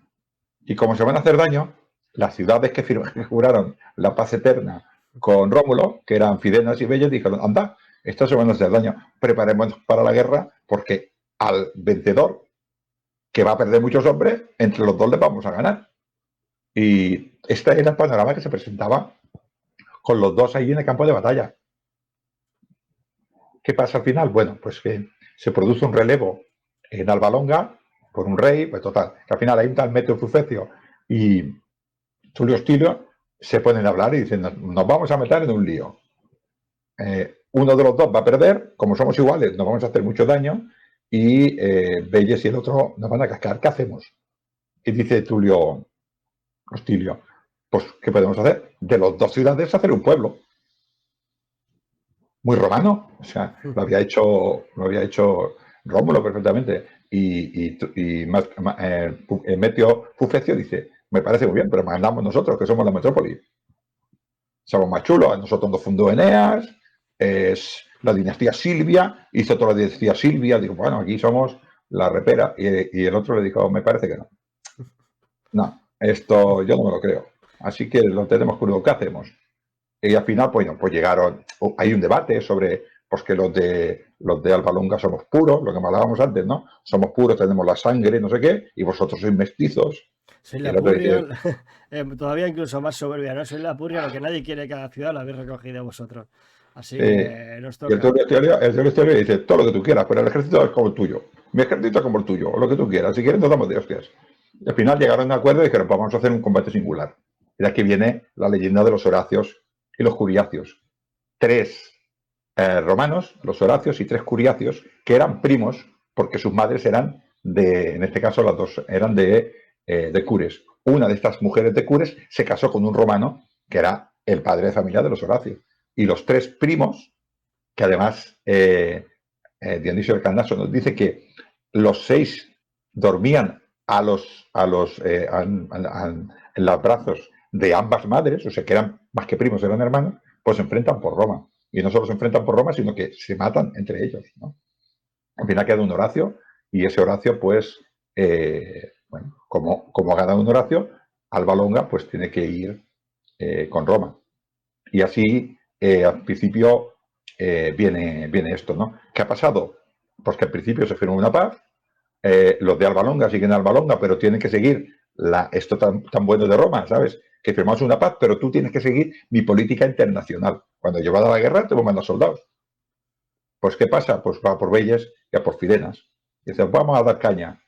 Y se presenta allí el ejército de Alba Longa y el ejército de Roma, y cuando empieza la batalla, el ejército de Alba Longa se retira de la batalla.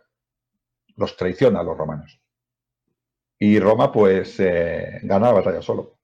Cuando está a punto de ganar la batalla, los de Alba Longa se incorporan a la batalla y acaban con los romanos. Dice, qué guay, qué guay. Pero Tulio Hostilio dice que no. En secreto manda a gente a Alba Longa y la destruye piedra a piedra, todo menos los templos. Y así desaparece a la Alba Longa que fundó Silvio, hijo de Eneas y Lavinia, ¿sabes? Y esta es la primera cosa que nos tiene eh, Roma. Vuelvo a repetir, vamos a ir un poquitín atrás. Mira, Roma empieza, para que veas, Roma empieza con la muerte de un hermano, con el asesinato, llamarlo como quieras, de un hermano. Poco después, o sea, con el hermano todavía, como aquel que dijo el Rigor Mortis, secuestra a las doncellas. Las secuestra. O sea, las secuestra, las viola. ¿Entendemos? Y poco después, este Tulio Hostilio destroza a la madre de Roma, que es la metrópoli Alba Longa. ¿Qué quiere decir el mito con esto? Que no se va a parar ante nada. Ante nada. En el mito de los Horacios y los Curiacios, los Horacios matan a los Curiacios. Solo queda un Horacio. O sea, de los seis primos, queda uno. Pues el que queda, un tal Marco Horacio, cuando va a Roma a celebrar el triunfo, la hermana, una tal Camila, se lo afea, le dice, pero tú, ¿cómo puedes estar alegre si acaban de morir dos de tus hermanos y tres de tus primos? Y él se lo afea, le dice, yo, te estás llorando por tres curiacios, y la mata. O sea, ¿qué quiere decir esto? Que Roma no se va a detener ante nada. Si tiene que matar a su padre, matará a su padre. Si tiene que violar a la doncella, violará a la doncella. Si tiene que matar a su hermano, matará a su hermano. El proyecto de Roma no se va a parar ante nada. Totalmente. Totalmente, no, ni una coma que añadir. O sea, es una historia de violencia y de drama.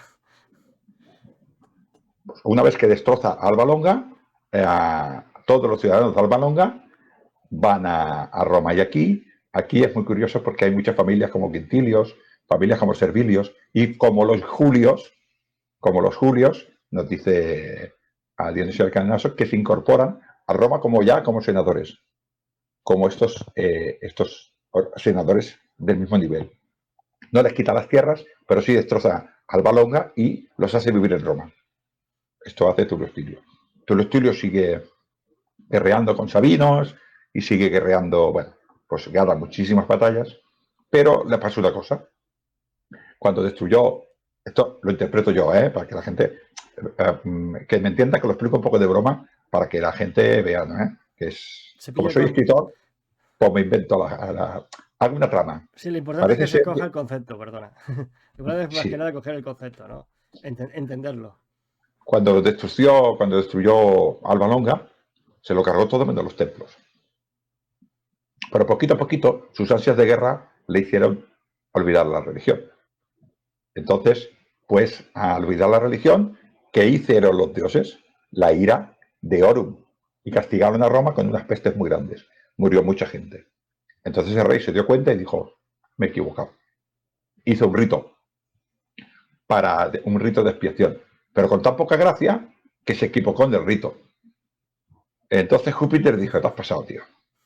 Me ofendes, tengo que castigar al pueblo y tú la vuelves otra vez a fastidiar. Un rayo lo mató. Le cayó un fulmen. Le cayó un fulmen. Porque claro, el rey después, Ancomarcio, no lo mataría. Esto no puede ser. No se contempla la posibilidad, ¿no? No, no, no, no, no, no. Pues Y el siguiente que viene es Ancomarcio, que es el nieto, el nieto de Nemo Pompilio. Nemo Pompilio con Tacia tiene una hija que se llama Pompilia, y Pompilia se casa con un tal Marcio y tiene Ancomarcio. O sea, era el nieto de Nemo Pompilio. Entonces los romanos dijeron, nos hemos cansado de guerras, vamos a volver un poquitín a un hombre que sabemos que está contrastado y que será el nieto.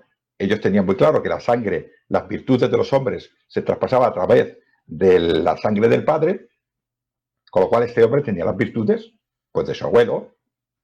Esto estaba clarísimo, ¿no? vamos, tenía pedigrí, estaba certificado que este hombre tenía que ser bueno por herencia.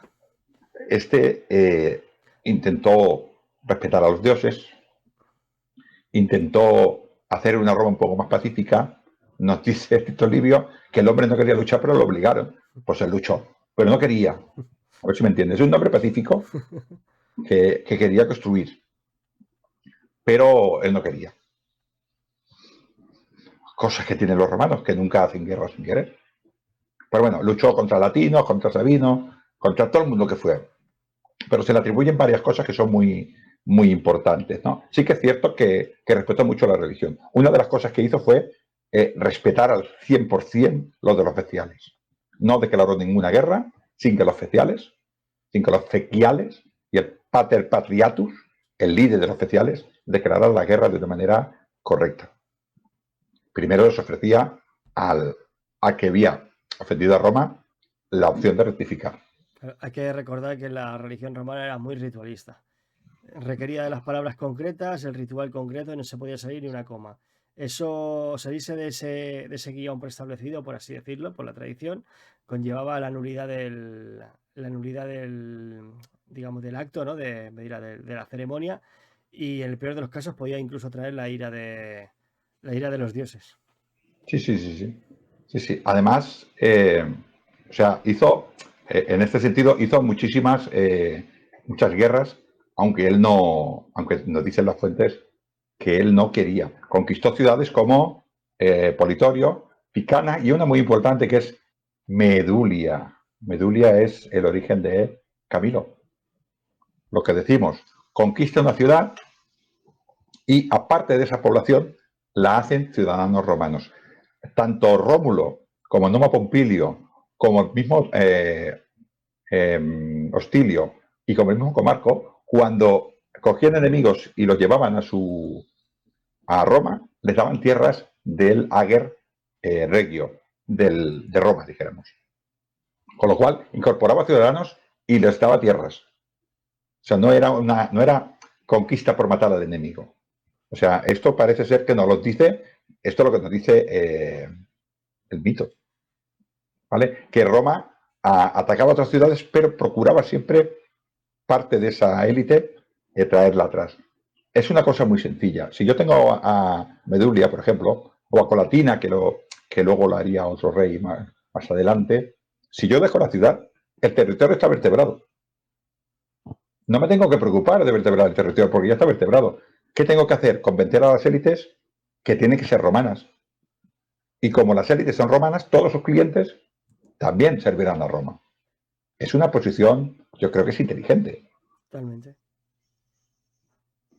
Bueno, luchó contra Fidenates y Belles. Estos estuvieron luchando siempre, y muchos siglos. ¿eh? Atrajo a muchos. Roma ya empezaba a ser apetecible y ya no venían, para que nos entendamos, como le diría, mugrosos sino ya venía gente con familias, con ganado, ya Roma empezaba a ser apetecible, ¿no? Entre ellos, Era un lugar para hacer negocios ya, por así sí, decirlo. Tenía entre ellos, oportunidades de prosperidad. entre ellos vino un tal Lucio Tarquinio, que además se ganó los favores del rey, siendo el tutor de sus hijos. Incluso lo hizo senador. Y luego, pues este fue el siguiente rey, pero todavía no lo es. ¿Qué se le atribuye a Anco Marcio? Primero, obras públicas, sobre todo templos, muy, muy, muy importante. El puente Sublicio, el primer puente de madera que pasaba el Tíber, aguas abajo de la isla Tiberina. Justo delante de la isla Tiberina había un montículo que se llamaba el Canículo y lo fortificó porque, claro, era la entrada, digamos, de los etruscos a Roma. Y también se le atribuye, muy importante, bajar hacia abajo, hacia el Tíber, y toda esa tierra quedó en influencia romana. Y por el camino había unas salinas. Entonces ya Roma no solamente controlaba la vía salaria, que era muy importante, porque pasaba por allí, sino que ya tenía unas salinas. Y tenía salida al mar. Hizo una cosa que nos mola menos, que es allí abajo de la Roca Tarpeya, pues la cárcel, que acá tiene muchos nombres, pero allí había una cárcel donde se ponía a los traidores, luego los subían a la Roca Tarpeya y bajaban más rápido. O sea, subían poco a poco, pero caía más rápido. Esta cárcel puede ser que sea la cárcel Mamertina. Mamertina, pues sí, Sí, pero ha será cambiado la. muchos Sí, nombres. el Tuliano, como se conocía en la época. Pues sí, O sea, sí, sí, es sí. obra suya. Sí, lo del puerto de Este también me resulta bastante curioso porque toda la ciudad de griega normalmente, bueno, o sea, sobre todo las ciudades-estados, siempre solían estar a unos kilómetros en el interior por protección y solían tener un Sí, puerto como un pequeño, que tenían un puesto adelantado en el puerto donde faenaba, precisamente para evitar directamente pues, los ataques de los piratas o las amenazas que pudiesen venir del mar. Yo creo que hostia, que en la fundación del puerto de Roma en el cauce de, bueno, en la desembocadura del flumen del Tíber, pues estaría relacionado un poco, ¿no? Con este fenómeno. claro, las ciudades todas eran así, casi todas estaban un poco al interior, de manera que podían prever con gente que miraba al mar y después viene el pirata, vamos a la ciudad y nos defendemos. Sí, era pura estrategia, ¿no? Sí, sí, sí, sí, sí. Entonces, estamos teniendo una Roma que poco a poco va haciéndose de gente, poco a poco se va estructurando políticamente, religiosamente, obra civil, la vamos a dejar aquí, esta Roma de Anco Marco, pero ya haremos otro programa que son los reyes etruscos, para ver cómo han influenciado los etruscos en Roma. Roma tiene esta base sabino-latina, que es importantísima, que nos deja, que ve la vida, por ejemplo, mestizaje. Esto es muy raro en los demás pueblos. Pues Roma no tiene problema. Gente que venga nueva, es que a los atenienses, es que ni se les ocurre. O Ni sea, de coña. tú te vas a vivir a Atenas en el siglo VIII y en el siglo IV sigues siendo extranjero. Tus familiares que llevan allí viviendo 400 años siguen siendo extranjeros. En Roma no. Que se lo digan a Pericles, que eso le supuso el fin de la dinastía. Quiso legalizar el matrimonio con su hija Aspasia, que era hijo, perdón, el hijo que tuvo con Aspasia de Mileto, que era extranjera, y por una ley que él mismo había aprobado, se le negó la ciudadanía y no pudo tener ningún hijo que siguiese su legado. Aparte de que todos murieron en un momento dado. Pero bueno, que eso es otra historia, ¿no? Y sí, sí, al final Roma pues es como todo, ¿no? Pues es producto, ¿no? Y causa del entorno en el que le tocó vivir, ¿no? En ese contexto, ¿no? De tribus, de clanes, de luchas entre gens en el centro de Italia, sus vecinos, los sabinos, latinos, etruscos, de cómo poco a poco se fueron organizando, su posición estratégica condicionó mucho, esa necesidad permanente de personas para poder mantener ese enclave, la relación que tenían su metrópolis, al final todo eso forman pues el proceso natural que se estaba llevando también en el mundo mediterráneo, en el centro del Mediterráneo, en ese momento también, estaba inmersa en ese contexto, al final pues todo eso suma y tenemos pues lo que nos encontraremos por los siglos venideros. Y a partir de ahora, pues, sin hacer spoilers, pues vendrá otro tipo de Roma, ¿no? Otras influencias, otro Sí, tipo de Roma. otro tipo de reyes, pero yendo a lo que has dicho del mestizaje eh, cultural, más que biológico, porque serían pueblos muy parecidos, eh, este mestizaje cultural le da muchas formas de ver la vida, muchas formas de ver las cosas. Y esto facilita la interpretatio después que tiene Romano. O sea, le es muchísimo más fácil ver las cosas de otra manera o adaptar las cosas de otra manera, porque ya que es lo que nos dice el mito, porque ya lo pare desde el principio. O sea, Roma ya nace así, ya nace del mestizaje. Biológico también, pero cultural. Con lo cual, cuando llega a un sitio, observa de otra manera. Un ateniense o un espartano no observaban a un pueblo como el romano. Entendemos, ¿no? Con lo cual, esta interpretatio, que también lo tienen los griegos, la interpretatio y los egipcios, ¿no? Al final no deja de ser ver algo y adaptarlo a lo que yo, ¿no? Por ejemplo, los ptolomeicos adaptaron algunos reyes, algunos dioses egipcios, diciendo, pues este es como mí, y ya está. Y se quedaron tan panchos, ¿no? Pero yo no sé si hubo, probablemente habría, ¿no? Pero ptolomeicos que se juntaran con egipcios, matrimonios mixtos, sería muy difícil Pues no sería o imposible, imposible ¿no? prácticamente, ¿no? Bueno, creo recordar que Alejandría para los egipcios era una ciudad extranjera en su territorio, aunque ahí estuviese la sede del rey y dominase el país. Los pocos egipcios iban a Alejandría, no sé qué fuese para hacer negocio. Pero el resto de la población egipcia vivía al margen de lo que se producía en esa ciudad. O sea que. Estamos hablando de una Roma que podemos encontrar ciudadanos de Cures, ciudadanos de Tenates, ciudadanos de Meludia, ciudadanos de todas partes y todos son romanos. Como son todos ciudadanos romanos y hemos dicho que Rómulo hizo una patria y los demás han hecho por religión y tal, están unidos estos en un solo pueblo, ¿no? pero como hemos dicho, son latinos, sabinos. Y nos falta la otra pata, ¿no? Que es la pata etrusca, que yo creo que es la que le da cohesión. Yo creo que es la de la da cohesión, ¿cómo le diría yo? A ver si lo puedo decir.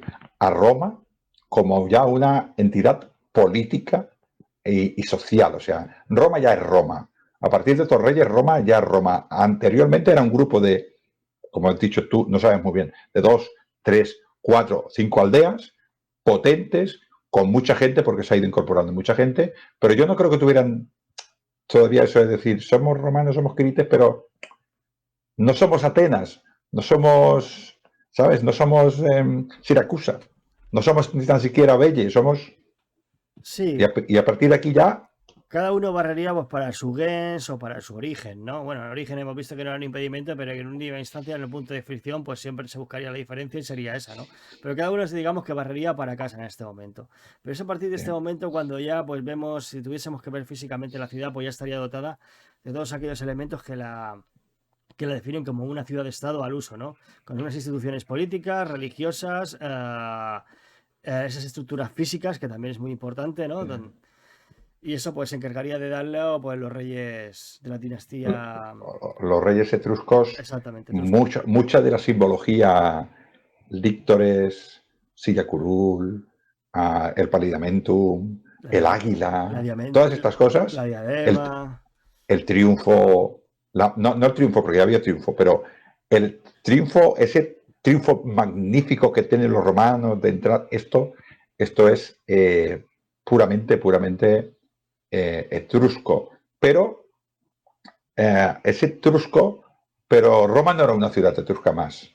Era una ciudad que estaba influenciada por esta cultura latino-sabina, porque los etruscos no son una civilización, que a veces nos pensamos, a ver, sí son una civilización, pero no son un imperio. Cada ciudad tenía su propia autonomía, como un poquitín como la edad de todo el mundo entiende que Atenas es una cosa diferente que Esparta, aunque comparten dioses, comparten mucha religión, comparten olimpiadas, comparten muchas veces cosas de ver el mundo, ¿no? Pues Roma la tenemos aquí. Así que, resumiendo, tenemos un rey que hace, dijéramos, la patria, que hace el romano. Tenemos un rey que nos hace la religión importantísima. A veces no somos capaces, Castor, de hacer llegar a nuestra audiencia lo importante que era la religión para el mundo antiguo y para los romanos en particular. Ellos entendían que la sabiduría era aquello que te hacía entender a ti que todo sucede por la voluntad de los dioses. Si tú entendías eso, eres un hombre sabio. Y si no, no eras un hombre sabio. Fíjate lo que estamos diciendo, ¿eh? O sea, tú eras sabio en cuanto entendías eso. Y esto, Numa Pompilio fue, claro, tenemos un rey, Tulio Hostilio, que expande Roma y además se carga a la madre de Roma, que era Alba Longa. Roma es una colonia de Alba Longa, como muchas latinas. Y después tenemos a este Ancomarcio, que nos extiende un poquitín ya Roma hacia el mar. Y ya tenemos una Roma que se asemeja un poco, entre comillas, a Atenas, ¿no? Curias, 30 curias, bueno, gente en diferentes territorios que vota, porque como hiciste un programa no hace mucho, hablando un poquitín cómo funcionaba el sistema de elección, cada curia votaba dentro de ella misma, esto luego iba a la tribu, bueno, pues es un funcionamiento relativamente parecido, ¿no? Pero bueno, yo creo que es un intento, esto de las curias es un intento para que todos los hombres de Roma, todos estos nombres hombres de Roma, los plebeyos todavía no, participen de alguna manera, aunque hay un rey y un monarca, hay un senado, pero también hay unas curias. Entonces, cada persona, dentro de su importancia social, participa en el gobierno de la cosa, de la red pública, de las cosas de todos. Totalmente, Ángel, totalmente. Nada más que añadir a lo que acabas de decir. Bueno, pues vemos que nos está cayendo ya el sol. Roma se está poniendo peligrosa. Ya sabemos en esta ciudad lo que pasa cuando el sol se empieza a poner. Que tengo que llamar a mis 15 gladiadores para que te acompañen a tu villa Estamos, del Aventino. estamos muy cerquitas cada uno en nuestra casa. Tú, el Vicus Toscus está al ladito de la gruta Rupercalis. Y yo, templo de Ceres, para arriba Clivis Purvicius y al lado del templo de Diana tengo mi casa. Pero échame unos cuantos gladiadores Sabes que me también eche una como mano. yo que en esta ciudad la muerte aguarda en cualquier esquina. O sea que vas a tener que pasar además por la zona esta del Circo Máximo, que está Sí, poblado mira, de mira, gentuza. mira al interior de la cueva y recuerda que había un hijo de un dios, que era Remo, que también murió. Así que Roma, si es peligrosa para el hijo de un dios, imagínate para un mortal plebeyo como yo. Para un simple quirite. A pesar de ser los dueños del mundo. Eso no sé si me estar expuesto. Pues Ángel Portillo, pues muchas gracias por haber venido a mi casa. Sabes que cuando quieras, y tenemos muchas cosas más pendientes, ¿no? Tenemos que Pues continuar con esto. acuérdate que no lo has dicho, que tú eres youtuber, yo soy, esto se emitirá en los dos canales, yo soy Exacto. del Igno en Roma, suscribiros en Igno en Roma, pero hacer a la campanita a la taberna de Castoricol, parece mentira. Hombre, que hay que decir estas cosas a estas alturas, vais a provocar la ira de los dioses. Yo no quiero decir nada, ¿eh? Y lo digo todo, ¿eh? Sí, sí. Bueno, pues yo me despido, como ya lo sabéis, hasta otro audio, amigos del Mediterráneo. Y yo pues sigo en mi línea. Os pido por favor que le deis a un buen like, que compartáis si os ha gustado este contenido, le deis a la campanita para que no os perdáis el contenido. Suscribiros, que siempre se me olvida mencionarlo y es lo más importante, ¿vale? Suscribiros al Ignum en Roma, en canal iVoox, también tiene canal de YouTube. Mira sus novelas que no tienen desperdicio. He hecho la de Hércules, me la estoy leyendo y me está gustando mucho, sobre todo porque es un periodo de la historia de Roma. Como bien te he dicho por privado que me atrae bastante, ¿no? Esa primera revuelta judía, pero bueno, no quiero entrar en detalles, eso lo tienen que descubrir nuestros oyentes. Agradeceros una vez más la estancia aquí en la taberna y como digo siempre, valete et gaudete quirites. Hasta luego.